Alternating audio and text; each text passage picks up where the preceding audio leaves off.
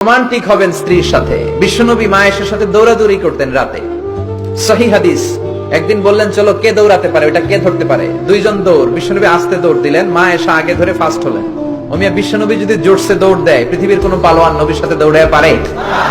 ইচ্ছা করে জিতায় দিলেন, ইচ্ছা করে। মায়েশা খুব খুশি, বিশ্বনবী চাইলেন একটু খুশি হোক, জিতায় দিলাম আর কি, সমস্যা কি।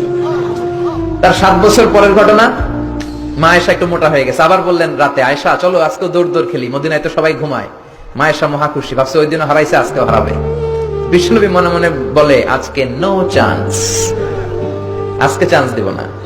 তো চলো ওই পিলার ধরি, দুইজনে দৌড়। বিশ্বনবী চান্স দেয় নাই।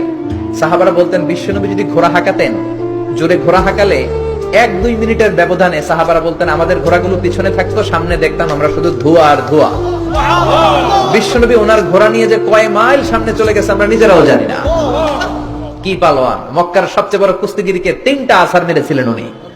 ওনার এক হাতে ছিল জান্নাতি 40 জনের শক্তি, পড়েন সুবহানাল্লাহ। আয়েশা ভাবলেন আজকেও হারাবে। বিশ্বনবী মনে মনে বলে কি নো চান্স, চলো দেই দৌড়। আজকে বিশ্বনবী চান্স দিলেন না, দৌড়ে আগে ধরে ফেললেন। মায়ের সাথে গেছে, হায় হায় পারলাম না। মহিলাদের মধ্যে রাগ করার একটা অভ্যাস আছে না নেই? কথায় না কথায় রাগ করে, এটাই ওদের সৌন্দর্য, এটাই ওদেরকে মায়া লাগে, ঠিক না? বিশ্বনবী মায়েশার কাছে গেলেন, যে বললেন ইয়া হুমায়রা। মায়েশারে ডাকতেন হুমায়রা। ওই নারীকে বলে যে নারী রেগে গেলে গাল দুইটা আনার ফলের মতো লাল হয়ে যায়।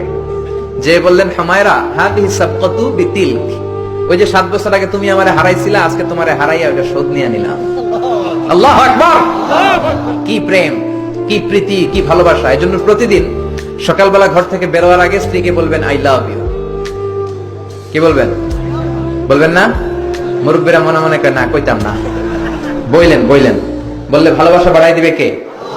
স্ত্রীর প্রশংসা করবেন। নারীরা প্রশংসা শুনতে চায়। আপনি 1000 টাকা দিয়ে যেটা করতে পারবেন না, যদি বলেন তোমার রান্না মজা হয়েছে, তুমি অনেক সুন্দরী, দেখবেন সব কাজ পানির মতো সহজ। যা বলবেন তাই করতেছে, ঠিকই না? যে সবাই মাথা নাড়ায়, মানে কমন পড়ছে। হাজারি সাহেব যাই বলবে কমন করবে, ওটা মানতে হবে, ঘরে ঢুকাইতে হবে, সাথে করে নিয়ে যাইতে হবে। এই ওয়াজ আমার মায়েরা, যাদের কানে আপনার কাছে আমার মাইকের আওয়াজ যায়, আপনারাও স্বামীকে শ্রদ্ধা করবেন, ভালোবাসবেন। খাদিজার মতো, আয়েশার মতো ফ্যামিলিটা জান্নাত করে দিবে কে? মনে রাখবেন আপনার বিবি চায় আপনার মুখ থেকে একটু প্রশংসা শুনতে। আপনার জন্য সাজগুজ করে, লিপস্টিক দেয়, চুলে বেনি পড়ে, সুন্দর শাড়ি পরে। সে চায় আপনার সাথে খুব সুন্দর একটা আচরণ করতে, আপনার কাছ থেকে চমৎকার আচরণ পেতে। কিন্তু একদিন আপনি বলেন না তোমার সুন্দর লাগে। এখন আপনার জায়গায় যদি আরেকজন বলে ভাবি আপনার সুন্দর লাগে, ভেজাল আছে না নাই? কথা বুঝার চেষ্টা করবেন। যেটা বলবেন আপনি, আপনার বিবি, মোহর দিয়ে আপনি তাকে রাজকুমারী করে ঘরে আনলেন, একদিনও বললেন না তুমি সুন্দরী, তুমি অনন্যা, তুমি সুস্নিগ্ধা, তুমি সুহাসিনী, সুকেশিনী, অসূর্যম পর্ষা, মেঘ কালো কেশ, কাজল কালো চুল, হরিণের মতো ডাগর ডাগর তোমার দুটি চোখ। একদিন আপনি বললেন না।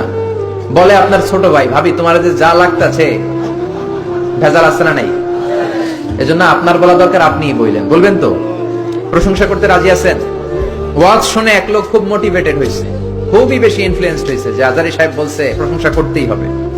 তো ওয়াজ শুনে বাড়িতে যাওয়ার পরে এই গল্পটা করে আমি তাফসীর শুরু করব। বাড়িতে যাওয়ার পরে খাবার খেতে শুরু করেছে, গরুর গোশত দিয়ে খাচ্ছে। বিবিও ডাইনিং টেবিলে বসে ভাত দেয়, গোশত দেয়, হাজবেন্ডও খায় আর মিট মিট হাসে। বিবি বলে এই রাত বাজে 12টা, ওয়াজ শুনে আসতে ভালো কথা, খাইতেছ, হাসো কেন? হাসো কেন? খবরদার বউয়ের সামনে কখনো মিটি মিটি হাসবেন না, ভেজাল আছে। হাসো কেন? স্বামী বলে হাসি কারণ হচ্ছে তোমার গরুর গোশতটা